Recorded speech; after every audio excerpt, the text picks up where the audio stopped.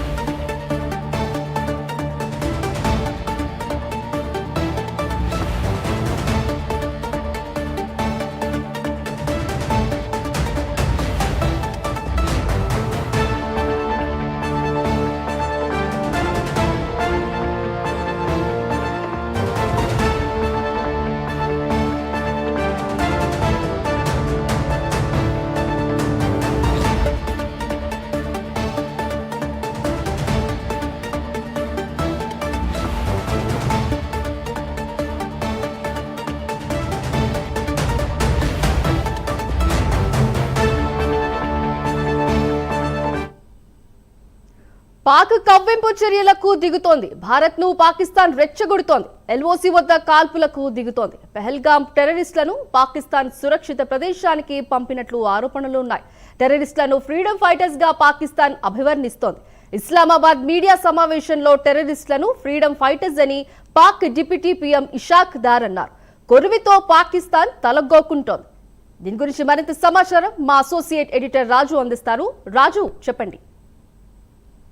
మొత్తానికి ఏదైతే పెహల్గామ్ లో జరిగినటువంటి ఈ ఉగ్రదాడి అయితే ఉందో, ఉగ్రదాడికి సంబంధించి పాకిస్తాన్ కవ్వింపు చర్యలకు పాల్పడుతుంది. అంతేకాకుండా భారత్ ను రెచ్చగొట్టే విధంగా వాళ్ళు అక్కడ చేస్తూ ఉన్నటువంటి పరిస్థితి. ఎస్పెషల్లీ ఎల్ఓసికి సమాంతరంగా వాళ్ళు కాల్పులు జరుపుతూ ఉన్నటువంటి నేపథ్యంలో భారత్ కూడా చాలా ధీటుగా వాళ్ళకి సమాధానం కూడా చెప్తున్న పరిస్థితి. ఇప్పటికే ఎవరైతే స్థానిక ఉగ్రవాదులు ఇద్దరు ఈ కాల్పుల్లో పాల్గొన్నటువంటి వాళ్ళు ఉన్నారో వాళ్ళ ఇళ్లని ఐఎల్ఈడి తోటి ప్రస్తుతానికి భారత సైన్యం పేల్చేసినటువంటి సిచ్యువేషన్ అయితే ఉంది. అయితే ఇదంతా కూడా పక్కన పెడితే ఒక పక్క పాకిస్తాన్ మొదటి నుంచి కూడా మాకేం సంబంధం లేదని చెబుతూ వస్తూ ఇప్పుడు మాట మార్చినటువంటి పరిస్థితి. ఎస్పెషల్లీ ఏదైతే ఈ పెహల్గామ్ టెర్రరిస్టులని ఈ పాకిస్తానే సురక్షిత ప్రాంతాలకు పంపించి వాళ్ళకి అవసరమైనటువంటి సేఫ్ జోన్ ని ఏర్పాటు చేసింది అనేటటువంటి ఆరోపణలు కూడా వ్యక్తమవుతూ ఉన్నటువంటి సిచ్యువేషన్. అయితే మొదట అసలు పాకిస్తాన్ మాకు ఈ ఘటనకి ఏం సంబంధం లేదు, అసలు వాళ్ళు ఎవరో ఉగ్రవాదం చేస్తే మమ్మల్ని ఎందుకు ఇందులో లాగుతున్నారని చెప్పినటువంటి పాకిస్తాన్ నిన్న ఇస్లామాబాద్ లో మీడియా సమావేశంలో అక్కడ ఉన్నటువంటి deputy prime minister Ishaq Dar మీడియాతో మాట్లాడారు. మీడియాతో మాట్లాడుతూ ఆయన చేసినటువంటి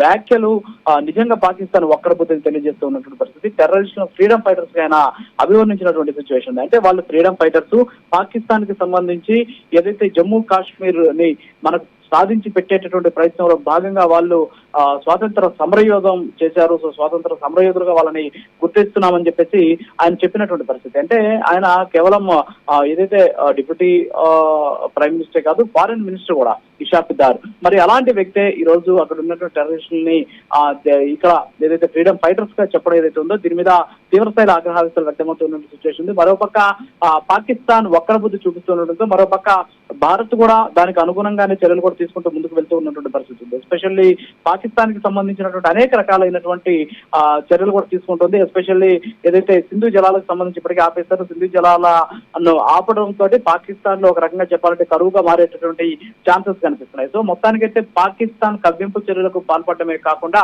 యుద్ధానికి కాలు దిగుతూ ముందుకు వెళ్తూ ఉన్న పరిస్థితి. మరోపక్క భారత్ ఆచితూచి అడుగులు వేస్తోంది. ఎందుకంటే ప్రపంచ దేశాల దృష్టిలో భారత్ కు ఉన్నటువంటి విలువ, అంతేకాకుండా నిబద్ధత ఏదైతే ఉందో అవి పోకుండా ఉండే విధంగా చాలా సంయమనంగా ముందుకు సాగిపోతూ ఉన్నటువంటి పరిస్థితి అయితే కనిపిస్తుంది. మరోపక్క ప్రపంచ దేశాల ముందు పాకిస్తాన్ ని ఒంటరి చేయాలి అనేటటువంటి ఏకైక లక్ష్యంతో భారత్ కూడా ప్రయత్నాలు చేస్తుంది. ఇప్పటికే యావత్ ప్రపంచ దేశాలన్నీ కూడా భారత్ కి అండగా నిలిచాయి. ఈ టెర్రర్ అటాక్ ఏదైతే ఉందో దీని మీద కూడా తీవ్ర స్థాయిలో ప్రపంచ దేశాలన్నీ కూడా తీవ్ర ఆగ్రహం వ్యక్తం చేస్తూ ఉన్నటువంటి సిచ్యువేషన్ కనిపిస్తుంది. Sindhu. Right, thank you Raju.